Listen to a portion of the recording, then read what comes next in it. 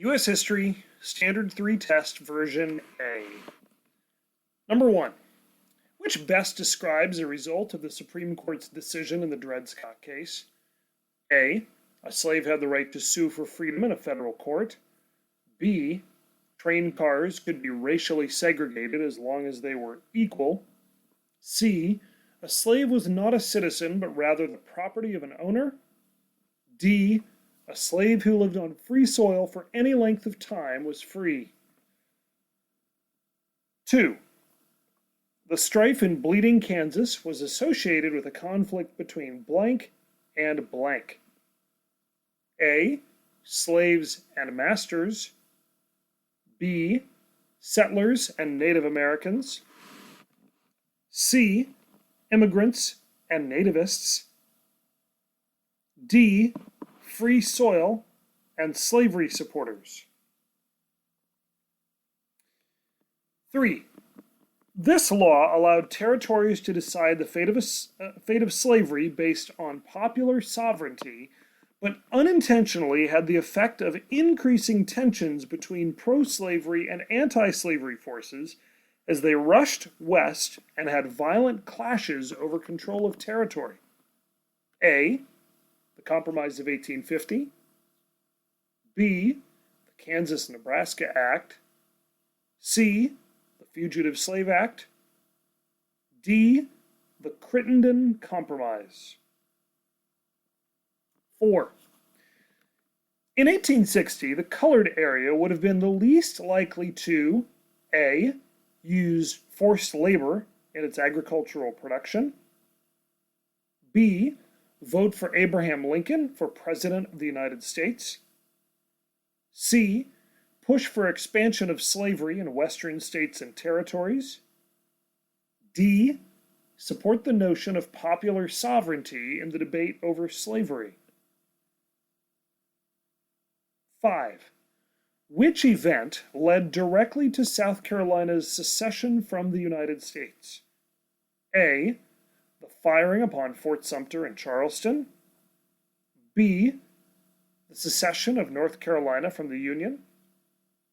C. The victory of Abraham Lincoln in the election of 1860. D. The Confederate victory at the First Battle of Bull Run. 6. The poster to the left was most likely inspired by which government action? A. The passage of the Fugitive Slave Law. B. The passage of the Kansas-Nebraska Act. C. The Plessy versus Ferguson decision. D. The Dred Scott versus Sanford decision. 7. How did John Brown contribute to the abolitionist movement? A. John Brown fought on the Union side during the Civil War. B. John Brown led enslaved African Americans through the Underground Railroad. C. John Brown participated in raids against slavery in Harper's Ferry in Kansas. D. John Brown led a rebellion in Florida, killing 60 before being killed by the local militia. 8. Which of these describes a significant advantage possessed by the Union at the beginning of the Civil War? A. A larger population. B. Superior military officers. C. A larger agricultural labor force. D. A longer coastline for importing and exporting. 9. In which of the following Civil War battles was the Union Army able to halt Robert E. Lee's invasion of the North? A. Fredericksburg. B. Gettysburg. C. Shiloh. D. Trenton. 10. Which of these statements best describes the result of the Battle of Bull Run in July 1861? A. The Confederates soon invaded the North with disastrous results. B. The Union realized the war would not end quickly and easily. C. The Union was inspired by the outcome and quit recruiting soldiers. D. The Confederates began considering drafting slaves into the military. 11. In which southern city did Sherman take control of the southern rail lines and begin his march to the sea? A. Vicksburg. B. Atlanta. C. Antietam. D. Bull Run. 12. Jefferson Davis played what role in the Civil War? A. Union General. B. President of the Confederate States. C. Confederate General. Or D. Cabinet member of the United States government. 13.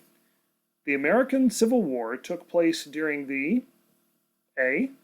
1770s, B. 1820s, C. 1860s, D. 1890s. 14. The main purpose of General Sherman's march to the sea in 1864 was to A. Convince France and Britain to get out of the war. B. Capture the important railroad depot at Charleston. C. Permanently destroy Georgia's ability to produce cotton. D. Destroy the South's strategic and economic ability to fight. 15. Which statement offers the best explanation for why General Sherman was more destructive on his march through South Carolina than he was in North Carolina? A. The Union was seeking revenge for their loss at the Battle of Antietam. B. General Sherman failed to supervise his troops adequately while in South Carolina. C. South Carolina was seen as a prime target because they were the first state to secede from the Union. D. General Sherman was seeking revenge for Union soldiers killed in South Carolina's prisoner of war camps. 16. Which of the following was not a purpose of the Emancipation Proclamation? A. Keep England from helping the Confederacy in the Civil War. B. Free all slaves in the Union. C. Encourage Southern states to return to the Union. D. Keep slaveholding border states from joining the Confederacy. 17. The Confederate States' most important advantage entering the Civil War is generally considered to be that A. They had more farmland than in the North. B. The South had much more industry than the North. C. They only had to fight a defensive war and outlast the Union's will to fight in order to win. D. Their soldiers knew how to ride horses and use firearms better than any Northerners did. 18. Which Civil War battle resulted in the Union gaining control of the Mississippi River? A. Antietam. B. Murfreesboro. C. Shiloh. D. Vicksburg. 19. Which best describes the way the 14th Amendment affected the states? A. States had to give all citizens, regardless of their race or religion, equal protection under the law. B. States could no longer make any laws that were not approved by the federal government. C. States had to pass laws that gave more rights to freed slaves than to other citizens. D. States could no longer institute poll taxes or tests for citizens before they voted. 20. President Andrew Johnson's leniency with Confederate officials angered A. the Redeemers, B. the Know Nothing Party, C. the Ku Klux Klan, or D. the Radical Republicans. 21. Lincoln's plan for presidential reconstruction following the Civil War can be described as A. A plan to readmit Southern states if 10% of the population pledged loyalty to the United States. B, a plan to punish those Southerners responsible for causing and or prolonging the war. C, a plan to treat the South as conquered territory. D, a plan to fix the damage to the White House caused by the Civil War. 22. What term would have been used to describe a white Southerner who supported Northern Reconstruction policies after the Civil War? A, carpetbagger. B, radical. C, scalawag. D, unionist. 23. Which of these would have been most likely to have been a carpetbagger during the Reconstruction era? A, a New York businessman who relocated to Mississippi.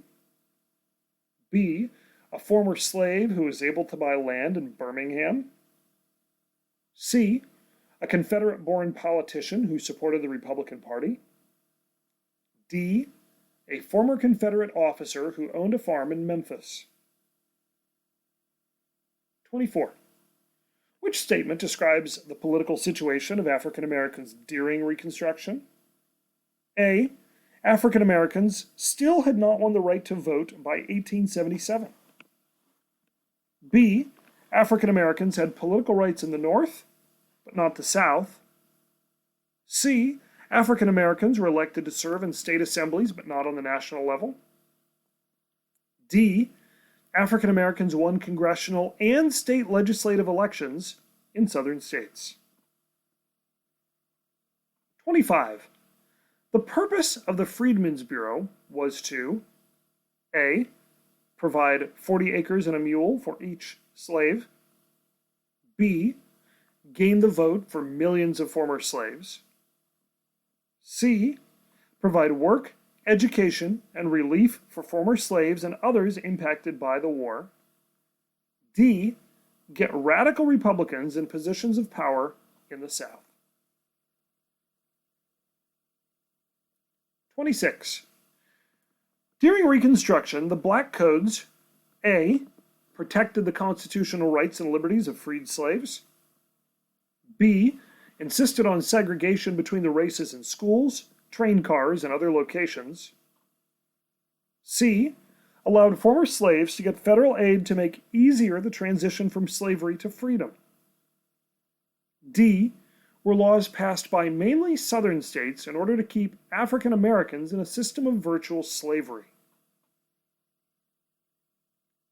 27. Following the Civil War, the radical Republicans in Congress A, allow the South to pass the Black Codes.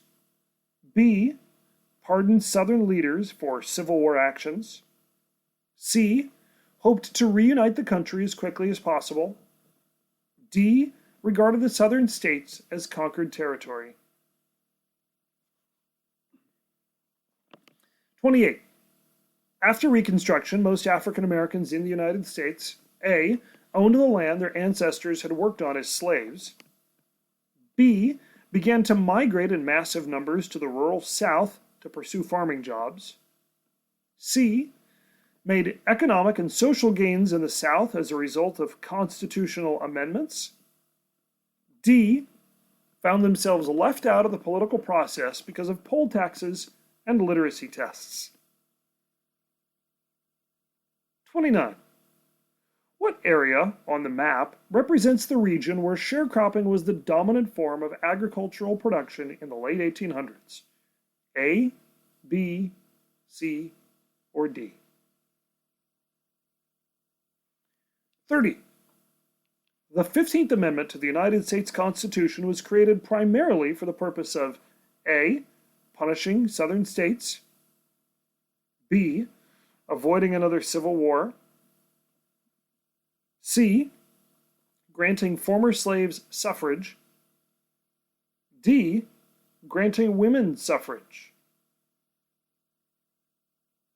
31. By the end of Reconstruction, African Americans in the South were A, forced to relocate to urban areas in the North and Northeast. B, forbidden from working on the land once owned by slave owners. C.